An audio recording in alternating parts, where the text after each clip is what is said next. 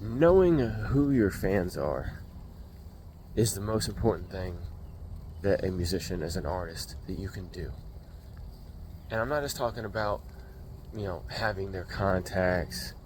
I'm talking about actually knowing who they are, what type of person they are, what they like about you, most importantly, but then also why they like certain things. And a lot of people, whenever I tell them that, they're like, "Yo, man, I'm not trying to have best friends out here. This is a business. I'm out here just trying to be an entertainer." I'm like, okay, but you have to know why people like you, what it is about you that most resonates with people. Well, in order to do that, you have to actually have a direct line of communication with your fans. And I talk about this all the time. A lot of people call it email marketing, but I think that term has been overused and it's been made to sound negative. So that's why I call it email direct communication.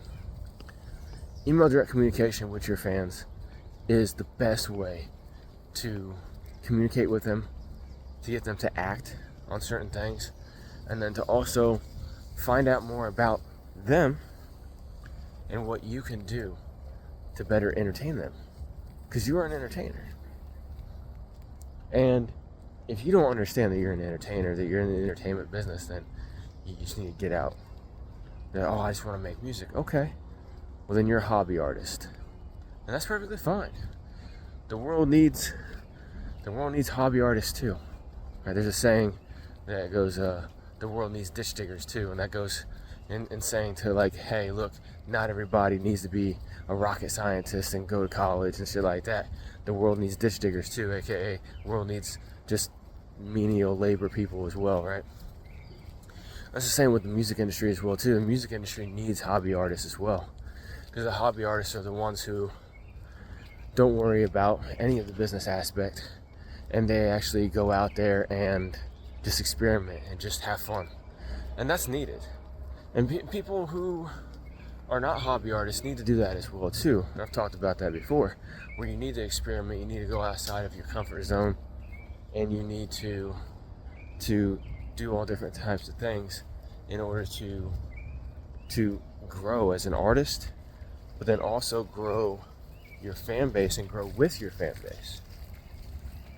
And you don't have to cater to your fans 100%, but you need to, again, know who they are, what they like, and especially what they like about you.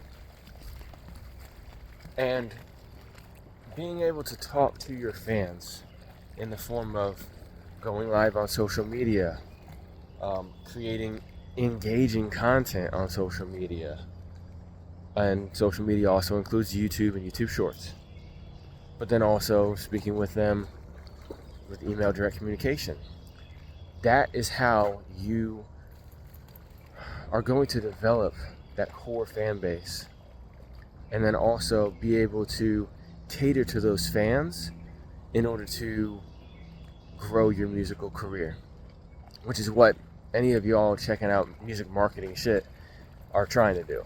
Okay, if you're watching this and you're not you're like, I don't care about marketing, I don't care about the business side, you've been watching this for 3 minutes and you wasted 3 minutes of your life. So go ahead and exit. Bye. Have a good day. But for those of y'all who are still sticking around, you're either a hater and you want to see what I'm going to say next, or you're actually interested. So I'm going to keep going. See, I've talked about it before, but you got to take people down the fan journey. And every fan takes a different amount of time to go down the fan journey. For those of y'all who haven't heard me say about the fan journey, what the fan journey is where you take strangers and turn them into followers. Take those followers and turn them into listeners. Those listeners then become fans. Those fans then become super fans. And I broke this down before, but essentially, strangers are strangers. Somebody who doesn't know you, they happen to come across you on social media. Then they start following you on that social media platform because they like what you're putting out. And then they go and listen to you on streaming platforms. And then they become a fan by actually going to your website If you don't have a website, hit me up. It's not that difficult to get a website, and it's very simple to have, and you can have it for operating costs as low as $25 a year. Okay, I made a video on this channel called Smart URLs versus websites, which is better, where I break down all of that, so go check that out. But when your fans go to your website and they actually get on your email list, they download some of your free music, that's when they're a fan. And when they give you money in the form of merchandise, music, experience, whether it's a live show or it's a live stream show, then they're a super fan. And super fans are the best because, like I always say, they're the one who's gonna tell your grandma about you, even though your grandma could give a fuck less. And that's what everybody wants, is they want to have as many super fans as possible, because that's what really propels your musical career from a hobby, from an investment, to an actual career. And so the best way to do that is just to talk to them. Talk to your fans on social media. Talk to your fans in email, and just talk. 80% of the communication, 80 to 90% of the communication that you have with your fans, and your potential fans especially, should just be entertaining and engaging. You shouldn't be worrying about selling to them. You set all of the stuff up to where when they take that next step, then they get into the sales process. But your main focus is entertaining and engaging with them. That's it. A lot of people have it backwards because they're so in a hurry to get to the money. But it ain't about that. I heard Gary Vee say this the other day. He said that he spends he hates sales, right? Supposedly. He says he hates sales. That's why he spends most of his time with marketing and branding. Because with marketing and branding, when you have something for sale, it sells itself. And that is absolutely true right there. Marketing and branding is the most important thing that you can do in order to actually start selling stuff.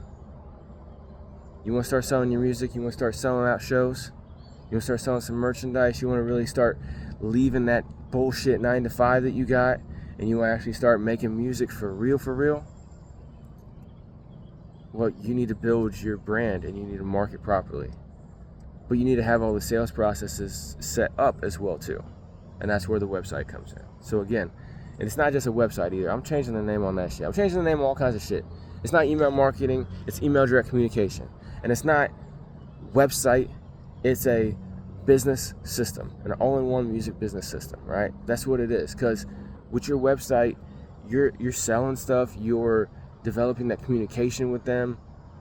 It's more than just having a website. But if you don't have it, and you're running off just streaming platforms and smart URLs, people can never take that next step. They can never even donate to you if they want to. On your website, you can give people an option to just donate through PayPal Donate. And it's through PayPal, so they know it's legit. It's that simple. You give people the option, and they're going to want to do it. You keep trying to hammer people over the head, buy my shit, why don't you support me, why? And they're going to be like, fuck you, bye. Because people don't react like that. People don't like high pressure shit. That's why Carvana is a thing now. You can just go online and buy a car and then they deliver it to you. You ain't got to be there dealing with some dude or lady that's trying to pressure you into buying a car right now. And I used to be a car salesman. All right, I was a car salesman for about 4 months. That's about as long as I could take it, because a lot of the shit was really shady that you had to do.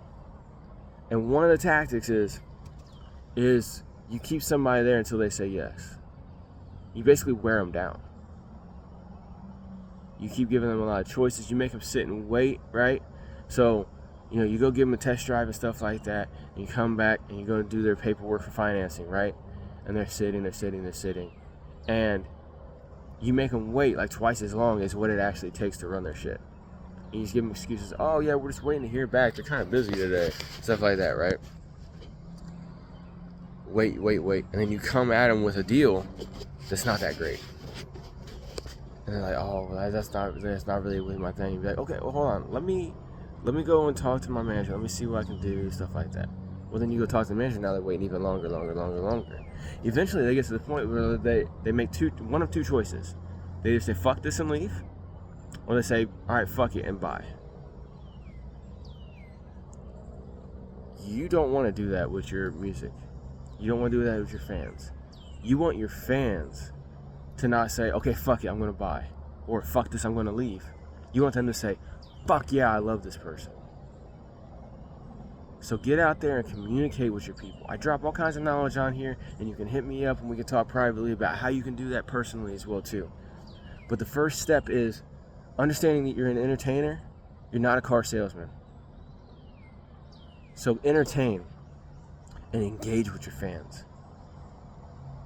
They know where to go to find you on social media. They know where to go to find you on streaming platforms. And if you put the stuff up in your bio for your website, they know where to go to find your website. You ain't got to tell them shit. And if you're marketing music, you're putting out music that is already out, like you're putting out social media clips and posts about your music that's already out, well then they already know it's out now, so you ain't got to say out now. They don't care. Your fans just want you to entertain them, so fucking do it. Don't worry about, oh, well, I gotta tell them where to go. Oh, I'm gonna check me out on Spotify. They know you're on Spotify. If you're not on Spotify, you're fucking up, not them. If you don't have all your social media with the same fucking name as what you have on the streaming platforms, you're fucking up, not them. You can't say, oh, these fucking fans are lazy and stuff like that. They don't support local artists. No, your dumbass doesn't have any of your shit straight. You got 5 different names across 5 different fucking social media platforms. And then on top of that, your name over on Spotify is different. Or you have such a ununique name, if that's even a word. You have such an ununique name that when people type in Lil whatever, they find 45 of you on Spotify.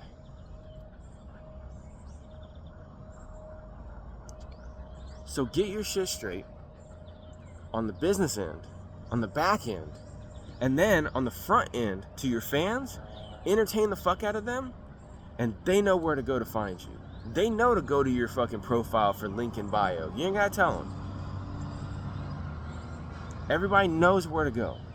Stop telling them where to go and what to do, and just entertain them.